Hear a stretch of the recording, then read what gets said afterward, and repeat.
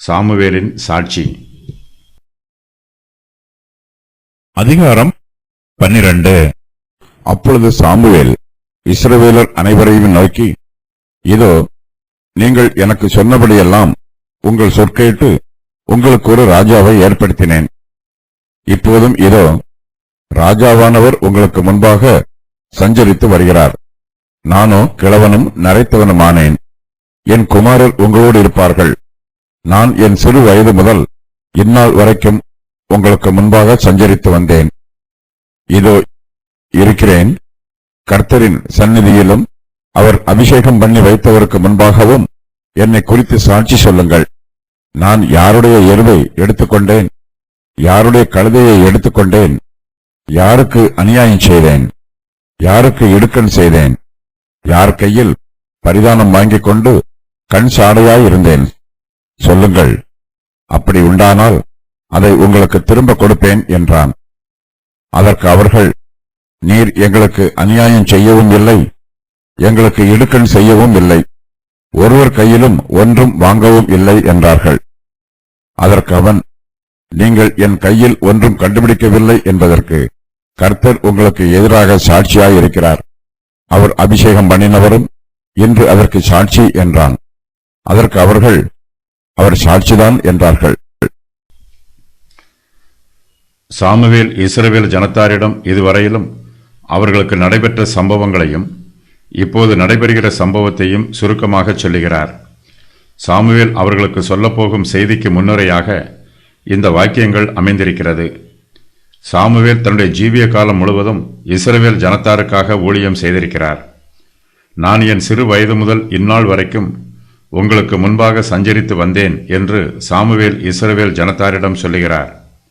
ஒரு மேய்ப்பன் தன்னுடைய மந்தைகளை வழிநடத்துவது போல சாமுவேல் இதுவரையிலும் இஸ்ரவேலின் ஜனங்களை வழிநடத்தி வந்திருக்கிறார். இஸ்ரவேலின் மேய்ப்பரே, யோசேப்பை ஆட்டு மந்தையைப் போல் நடத்துகிறவரே, செவிகொடும். கேருபீன்கள் மத்தியில் வாசம் பண்ணுகிறவரே, பிரகாசியும். சங்கீதம் 81. சாமுவேலின் வாலிபகாலம் முடிவடைந்து விட்டது. அவர் இப்போது கிழவனும் நரைத்தவருமாயிருக்கிறார். சாமுவேலுக்கு முதிர் வயதாயிற்று. சாமுவேலின் முதிர் வயதில் இஸ்ரவேல் ஜனங்கள் சாமுவேலை தள்ளிவிடுகிறார்கள். சாமுவேலுக்கு நன்மை செய்வதற்கு பதிலாக தீங்கு செய்கிறார்கள். சாமுவேல் இஸ்ரவேல் ஜனங்களிடம், நானோ கிழவனும் நரைத்தவனும் ஆனேன், என் குமாரர் உங்களோடு இருப்பார்கள் என்று சொல்லுகிறார். சாமுவேலுக்கு முதிர் வயதானதினால் அவரால் இஸ்ரவேல் ஜனங்களை முன்பு போல இனிமேல் நியாயம் விசாரிக்க முடியாது. ஆகையினால் அவர் தன்னுடைய பொறுப்புகளிலிருந்து மனப்பூர்வமாய் ஓய்வு பெற விரும்புகிறார். சாமுவேலின் குமாரர் இஸ்ரவேல் ஜனங்களோடு கூட இருக்கிறார்கள். அவர்கள் இஸ்ரவேல் புத்திரருக்கு ஏதாவது தீங்கு செய்திருந்தால் இஸ்ரவேல் ஜனத்தார் சாமுவேலின் புத்திரரை கூப்பிட்டு விசாரிக்கலாம். இஸ்ரவேல் ஜனங்கள் சொன்னபடியெல்லாம் சாமுவேல் செய்திருக்கிறார். இதோ, நீங்கள் எனக்கு சொன்னபடியெல்லாம் உங்கள் சொற்கேட்டு உங்களுக்கு ஒரு ராஜாவை ஏற்படுத்தினேன் என்று சாமுவேல் சொல்லுகிறார். சாமுவேல் உண்மையான நியாயமான நியாயாதிபதி, தெய்வீக சுபாவம் உள்ள தலைவர். இவரை குறித்து பாவமான காரியம் எதுவும் கூறப்படவில்லை. ஆதியாகமத்தில் யோசேப்பை போல இங்கு சாமுவேல் கரைதரை இல்லாமல் ஜீவித்திருக்கிறார். மனுஷருடைய வெற்றியையும் தோல்வியையும் வேதாகமம் மறைக்காமல் வெளிப்படுத்துகிறது. வேத வாக்கியங்கள் எல்லாம் தேவ ஆவியினால் அருளப்பட்டிருக்கிறது. தேவன் ஏவாமல் யாரும் தங்களுடைய வெற்றியையோ தோல்வியையோ வேதாகமத்தில் எழுத முடியாது. சாமுவேல் தன்னுடைய சிறு வயது முதல் இந்நாள் வரைக்கும் இஸ்ரவேல் தங்களுக்கு முன்பாக சஞ்சரித்து வந்தார். இப்போதும் இதோ, ராஜாவானவர் உங்களுக்கு முன்பாக சஞ்சரித்து வருகிறார் என்று சாமுவேல் சவுலை பற்றி இஸ்ரவேலருக்கு சொல்லுகிறார். மற்ற தேசங்களில் இருப்பது போல தங்களை நியாயம் விசாரிப்பதற்கு தங்களுக்கு ஒரு ராஜாவை ஏற்படுத்த வேண்டும் என்று இஸ்ரவேல் ஜனங்கள் சாமுவேலிடத்தில் கேட்டார்கள். சாமுவேலும் அவருடைய சொற்கேட்டு அவர்களுக்கு சவுலை ராஜாவாக ஏற்படுத்தினார். இப்போது இஸ்ரவேல் தேசம் மற்ற தேசங்களைப் போல ராஜாவினால் ஆளுகை செய்யப்படுகிறது. இதுவரையிலும் கர்த்தரே இஸ்ரவேல் ஜனத்தாரை ஆளுகை செய்தார். இஸ்ரவேல் தேசத்திலே தேவனுடைய ஆளுகை நடைபெற்றது. இஸ்ரவேல் ஜனத்தாரோ மற்ற ஜாதியாரைப் போல கர்த்தருடைய தெய்வீக ஆளுகையை விலக்கி வைத்து விடுகிறார்கள். புறஜாதியார் கர்த்தரை ஆராதிக்க மாட்டார்கள். தாங்களும் புறஜாதியார் போல இருக்க வேண்டும் என்று நினைத்து இஸ்ரவேல் ஜனங்கள் கர்த்தரை ஆராதியாமல் இருந்துவிடக்கூடாது. சாமுவேல் சிறு வயது முதல் இந்நாள் வரைக்கும் இஸ்ரவேல் ஜனங்களுக்கு முன்பாக சஞ்சரித்து வருகிறார். சாமுவேல் பல வருஷங்களாக இஸ்ரவேல் ஜனத்தாரை நியாயம் விசாரித்து வருகிறார். ஆனாலும் சாமுவேல் இதுவரையிலும் ஒரு தப்பிதமும் செய்யவில்லை. சாமுவேல் ஜனங்களுக்கு முன்பு தன்னை பற்றி சாட்சியாக சொல்லுகிறார். சாமுவேல் கிழவனும் நரைத்தவனுமாய் இருக்கிறார். சாமுவேலுக்கு 60 வயது ஆயிற்று. இஸ்ரவேலின் தலைமை பொறுப்பிலிருந்து ஓய்வு பெறுகிறார். தேவனுக்கும் இஸ்ரவேல் ராஜ்யத்துக்கும் ராஜாவிற்கும் இஸ்ரவேல் புத்திரர் செய்ய வேண்டிய கடமையை சாமுவேல் வலியுறுத்தி கூறுகிறார். தன்னுடைய குமாரர் இஸ்ரவேல் புத்திரர்கள் கூட இருப்பார்கள் என்றும் சாமுவேல் சொல்லுகிறார். சாமுவேலின் குமாரர் துன்மார்க்கமாக ஜீவித்தார்கள். ஆகையினால் அவர்களுக்கு பொது வாழ்க்கையில் எந்தவிதமான பொறுப்பும் கொடுக்கப்படவில்லை. அவர்கள் சாதாரண மனுஷராகவே ஜீவித்தார்கள். சாமுவேலின் புத்திரர் பரிதானம் வாங்கி நீதியை புரட்டினார்கள். தங்களுடைய தகப்பனைப் போல நீதியாக ஜீவித்திருந்தால் இவர்கள் இஸ்ரவேலின் நியாயாதிபதிகளாக தொடர்ந்து நியாயம் விசாரித்திருப்பார்கள். இவர்கள் பாவம் செய்தபடியினால் இஸ்ரவேல் புத்திரர் சாமுவேலின் புத்திரரை புறக்கணித்துவிட்டு தங்களுக்கு ஒரு ராஜா ஏற்படுத்த வேண்டும் என்று சாமுவேலிடம் விண்ணப்பம் பண்ணுகிறார்கள்.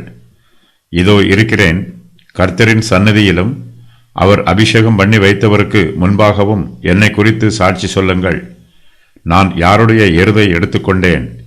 யாருடைய கழுதையை எடுத்துக்கொண்டேன்? யாருக்கு அநியாயம் செய்தேன்? யாருக்கு இடுக்கண் செய்தேன்? யார் கையில் பரிதானம் வாங்கி கொண்டு கண் சாடையாய் இருந்தேன்? சொல்லுங்கள். அப்படி உண்டானால் அதை உங்களுக்கு திரும்ப கொடுப்பேன் என்று சாமுவேல் இஸ்ரவேலர் அனைவரிடத்திலும் சொல்லுகிறார். சாமுவேல் இஸ்ரவேல் ஜனத்தாரிடம் தன்னை பற்றி சாட்சியாய் அறிவிப்பதற்கு அவருக்கு ஒரு சில நோக்கங்கள் உள்ளது. அவர்கள் சாமுவேலை தள்ளிவிட்டார்கள். இதனால் சாமுவேலின் மனதிலும் இருதயத்திலும் காயம் உண்டாயிற்று. சாமுவேல் இஸ்ரவேல் ஜனங்களுக்கு நன்மை செய்திருக்கிறார். ஆனால் அவர்களோ சாமுவேலுக்கு தீங்கு செய்திருக்கிறார்கள். அவரை வேதனைப்படுத்தி இருக்கிறார்கள். சாமுவேலை வருத்தப்பட வைத்திருக்கிறார்கள்.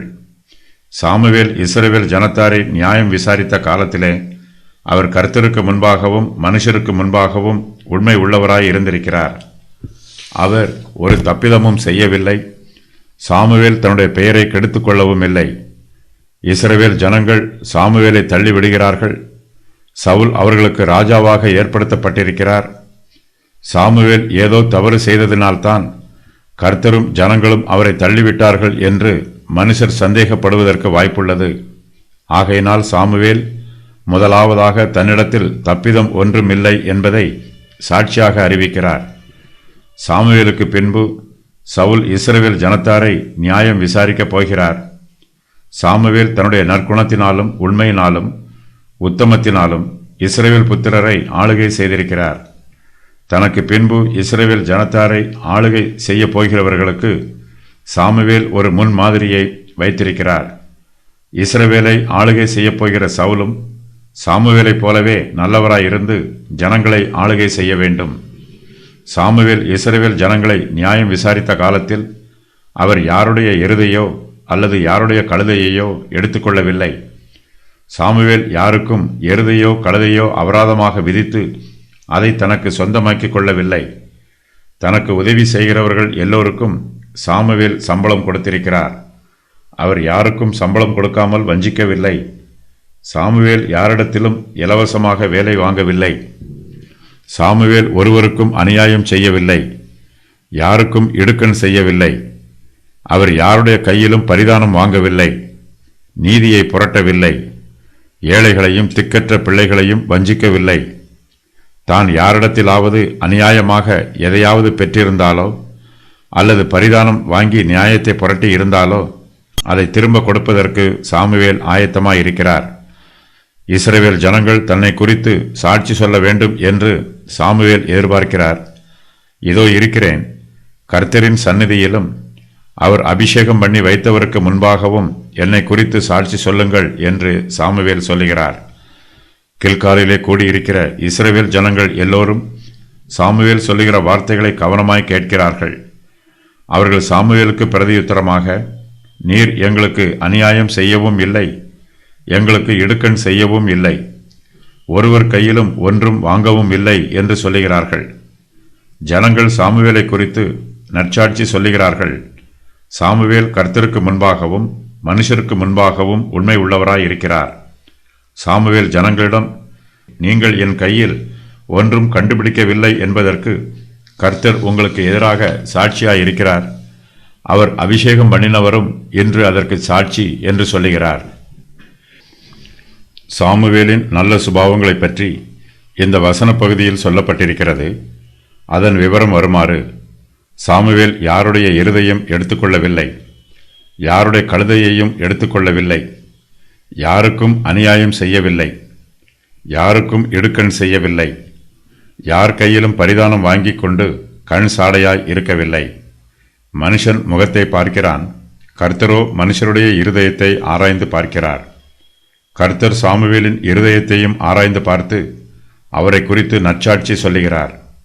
கர்த்தர் மனுஷருடைய இருதயத்தை ஆராய்ந்து பார்க்கும்போது அவர் அபிஷேகம் பண்ணினவர் மனுஷருடைய கிரியைகளை ஆராய்ந்து பார்க்கிறார். ஜனங்கள் எல்லோரும் சாமுவேலுக்கு பிரதியுத்தரமாக அவர் சாட்சிதான் என்று சொல்லுகிறார்கள்.